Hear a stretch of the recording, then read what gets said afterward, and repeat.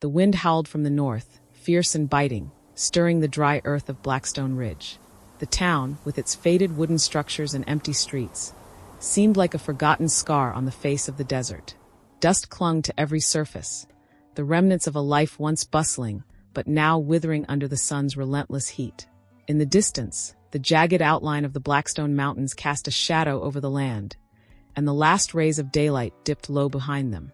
Alice Blackwood stood at the edge of her ranch, staring out at the horizon where the sky turned a dull, smoldering red. Her hand gripped the reins of a strong chestnut mare, a horse called Titan.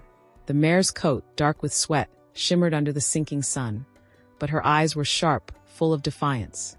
Titan had been with Alice since she'd lost everything, a reminder of a time when the world wasn't so cruel. Her husband, Thomas, had died 2 winters ago, leaving Alice alone to manage the ranch. The disease had come suddenly, taking him before the doctors could even make it to their homestead. The townsfolk had offered condolences, but none offered to help her shoulder the burden. Alone, she had become a figure of gossip, a woman who was a widow and a rancher in a man's world. Alice knew she had to be tough. The town had turned its back on her, and if she was going to survive, it would have to be on her own terms. She had worked the land, mended the fences, and cared for the animals, but each night she'd felt the weight of loneliness bear down on her. Tonight, she sensed something in the air. Something was coming. She didn't know what, but she could feel it in her bones.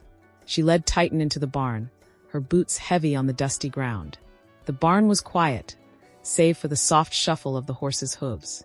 She ran a hand through Titan's mane, feeling the familiar warmth of the animal beneath her touch. Just as she began to relax, the silence was broken by the sound of hooves. Riders appeared on the horizon, their figures silhouetted by the setting sun. Alice's heart clenched. They were strangers, their horses large and their manner aggressive.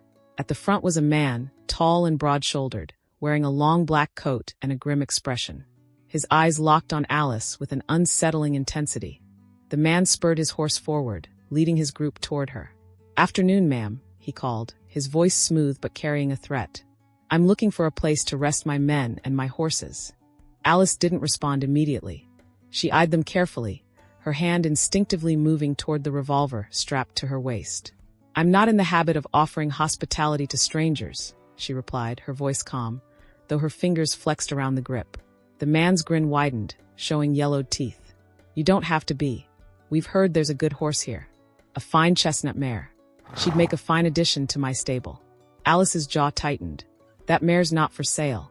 The man didn't take kindly to her refusal.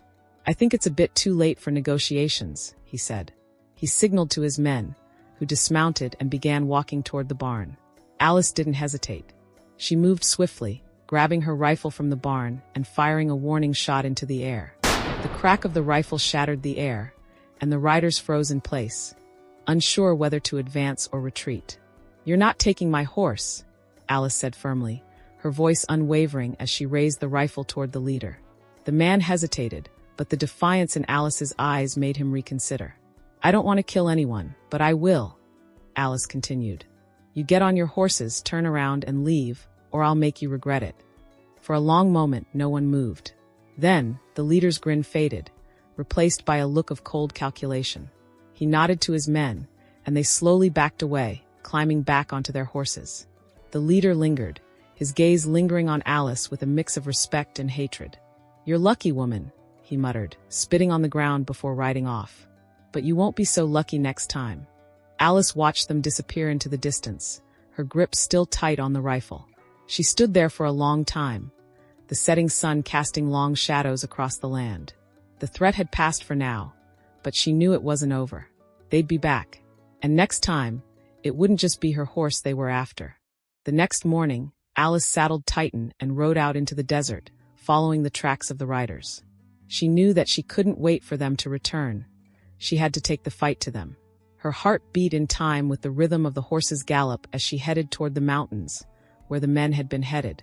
She wouldn't let them take what was hers without a fight. The desert was unforgiving, but Alice was relentless. Days passed, and the sun beat down on her without mercy. But she didn't stop. She followed the trail through rocky ravines and across wide, barren plains, her eyes never leaving the path ahead. There was no time to waste. On the 4th day, Alice came upon a small homestead.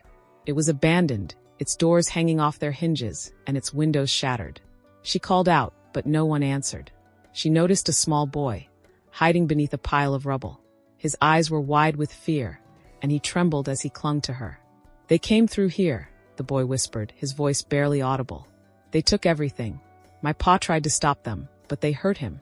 Alice knelt down and gently placed a hand on the boy's shoulder. "Where did they go?" she asked. The boy pointed to the north, toward the canyon. "They're in the canyon. There's a camp there. I heard them talking about it."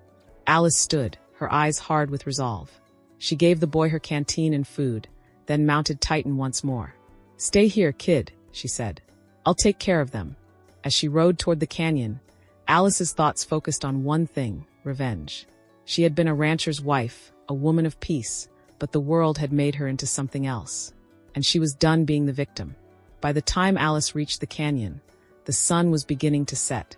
The riders were gathered around a campfire, laughing and talking, unaware of the danger closing in on them. Alice watched from above, a shadow in the dusk.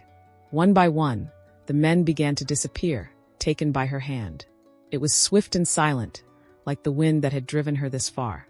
When only the leader remained, Alice approached him, rifle in hand. "You came to take my horse," Alice said coldly. "But you took much more than that."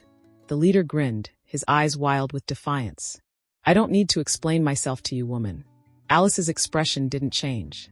"You're going to wish you'd stayed in your hole, old man." The leader's laughter died in his throat. Alice's finger tightened on the rifle's trigger, the cold steel against her palm as steady as her resolve. "You've taken enough from me," Alice continued. "It ends here." Before the leader could speak, Alice's rifle fired once more. The shot rang out, echoing through the canyon. His body crumpled to the ground. The remaining men scrambled to their feet, but it was too late. Alice's fury had taken hold, and it was unrelenting. She walked over to the fallen man, her boots heavy on the earth. The others scattered, fearful of her unyielding will. Alice didn't chase them. She let them run. Justice had been served, and they had learned the price of their greed.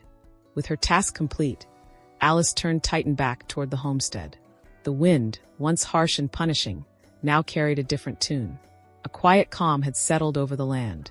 When Alice returned to the ranch, she dismounted, her body weary, but her spirit strong. The sun had begun to rise again, casting a golden hue over the fields. Titan stood still, her coat now glistening in the early light.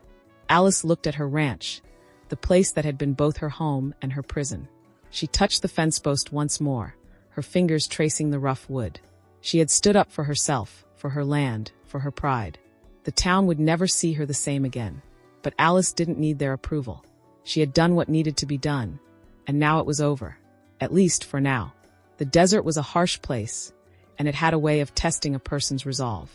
The wind rose again, whispering of future struggles, but Alice was ready. She knew she would never back down. The world had tried to break her, but it hadn't, and now the road was hers.